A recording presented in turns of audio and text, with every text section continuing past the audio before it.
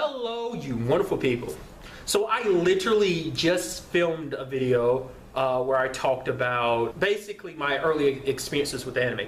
I don't even know if that video is up yet by the time you see this video. Nevertheless, basically it kind of got me thinking because I kept bringing up Dragon Ball Z, and it just kind of made me want to make a little bit of a side video, kind of a bit of a DBZ tangent, just to talk about certain things that I just think are kind of interesting. I don't know if everyone had this experience with Dragon Ball Z, but I did. For me, Dragon Ball Z, I watched the series backwards in a sense. What I mean is, I actually saw Dragon Ball Z before I actually saw Dragon Ball. So I actually knew the characters a little bit more, because it was weird because it's like, wow, so you get to see where everyone, like Goku met everyone, how he met Bulma, how he met Master Roshi, Yamcha, Yajirobe, Piccolo, Tien, Krillin, for example. Like I love the fact is that it's like you see where him and Krillin are in Dragon Ball Z, you're like, oh, like they're best friends. And then you go like, and you look at Dragon Ball, it's so weird because it's like, oh, Krillin didn't like Goku when they first met. They were actually, in a sense, him and Goku back in the day had a similar relationship that Goku and Vegeta have, at least to a obviously like slighter and lesser degree, because they were kind of more like rivals rather than friends at the time, because it's like, Krillin always wanted to outdo Goku. So to me that was very interesting. Now the reason why I watched him backwards,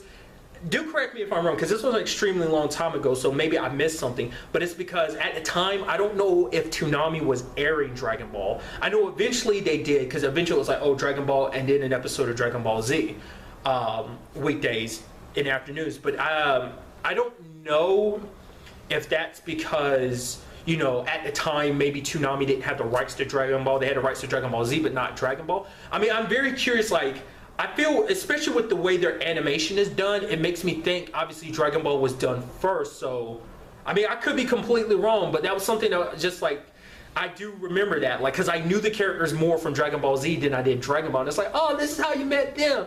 Because when you actually break it down, it's kind of actually a little sad when you think about it. Like, Goku and Bulma went on so many adventures in Dragon Ball, but in Dragon Ball Z, the only adventure, like the last adventure Bulma went on, obviously she was there in certain parts, like, during the Android saga, and obviously throughout the series she was there, but the last, like, participation, like, she had in any adventure was the whole Namek situation. And so, to me, that was kind of, it's kind of like, it's a little sad to see that, because I honestly don't even remember during what part of the Dragon Ball Z series did I watch Dragon Ball. It had to be early, maybe around the Namek arc. Maybe I could be like remembering that wrong. I am curious, let me know, like, did anyone else experience that? I will admit, like, I am a little vague on certain details because I have not watched Dragon Ball Z, I mean Dragon Ball in general, since GT ended years ago. And yes, I know most people don't care for GT. Personally, I didn't have a problem with it. There was that arc I missed. It was basically the arc where everyone from the afterlife, there's a specific place, kind of, what was it? I forgot what it was called. It's like basically a place where all the losers go. Essentially, it's hell. Basically, every bad guy you ever met during the Dragon Ball series that died, basically this is where they were. Essentially, one of the big bads was Android 17. Basically came back, there were two of them, they fused together to become Super Android 17. I missed quite a bit of that arc. And then obviously after that it was the Dragon Ball arc, right, with the whole, like, the evil, like the Black Star Dragon, no, like the energy basically from the Dragon Balls, the negative energy that had been built up over the years, basically gave birth to all those different star dragons that ended up having to fight, obviously. So that was kind of my last experience with Dragon Ball. I think out of any Dragon Ball movies, I think I've only seen 2, maybe 3. I don't remember. Like, one movie, I don't remember what it was called or who the antagonist was, but I definitely remember it was like one of the first times Goku, basically he turned into what's called a false Super Saiyan. Basically he was powering up and in the fight his eyes turned green like a Super Saiyan's, but his hair didn't change color. So I think that's what it's called. It was that movie. The first Cooler movie, I don't remember if I ever saw Cooler's Revenge. I don't think I did. I could be wrong, because a lot of my memory of it is skewed because of the Dragon Ball, was it Tenkaichi or it was 1 or 2 Budokai Tenkaichi. Basically it's a fighting game, but there's a story mode, and that story mode basically covered everything from the beginning of Dragon Ball Z with the Saiyan arc all the way to GT, if I remember correctly, basically how the series ended. Like, there was kind of that story arc, and they also included the movies too, some of them. Like, because that was kind of my experience with the Broly movies. Like, I'd never seen any of the Broly movies. I saw clips of the first one. I didn't even know what the second one was about until I played that game. And I do know that there's a third one that it's basically Trunks and Goten go up against him. So that's kind of my only experience with that. So, but there were other movies in the series, like there was some bad guy Gohan had to fight. It was sometime after the Cell arc, because like Gohan had to go Super Saiyan 2 to fight this person. It was something like, those are kind of my only experiences with the movies too. So subsequently, whenever GT ended was the last time like I had like experience with just the series in itself. I know that Kai is a thing, but it's just like I don't actively watch it. It's just one of those things. It's kind of like it was in my past. I'm not gonna hate and shit on, like, it's like, oh, Kai, it's not, yeah, I get it, like it's not the same voice actor, so it's weird for me.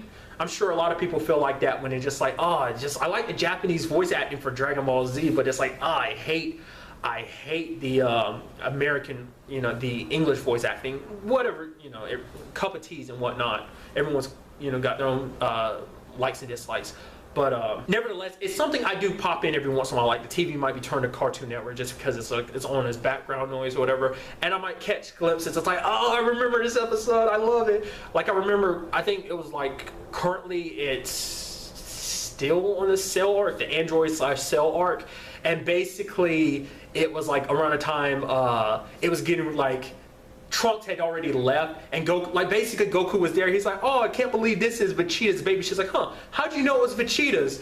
And Goku had to like, he's like, hiding the fact is that he already knew about baby Trunks. I was like, oh, I couldn't wait for that moment. It's just one of those things. I will note, since we are talking about Dragon Ball Z, it is hands down probably, it's one of those anime series I would never actually watch subbed.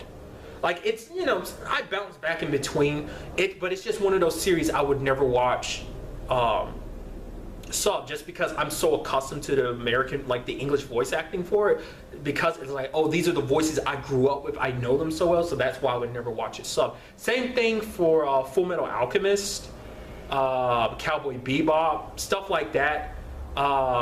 Those were kind of my, like, you know, those are series I would never watch sub. Like I brought it up in a previous video that I like the movie Princess Mononoke. Never will I ever watch that movie sub. Never crossed my mind to watch it sub, because I will always know it in its dubbed form. And that's kind of a tangent within a tangent, because this whole video is a tangent that, you know, I'm including even smaller tangents in it. But nevertheless, that's just kind of what But nevertheless, that's kind of just really all I want to talk about in this video. Like I said, the whole thing was a tangent, but it's just something that kind of was on my mind, kind of wanted to, you know, just talk about, just let it out, just because it's like legitimately a series that influenced my childhood very heavily. So I just kind of had to give it its own thing. So, but that's really all I want to talk about. Till the next time we meet, be happy, be safe, live life to the fullest, and enjoy it. Good day and goodbye.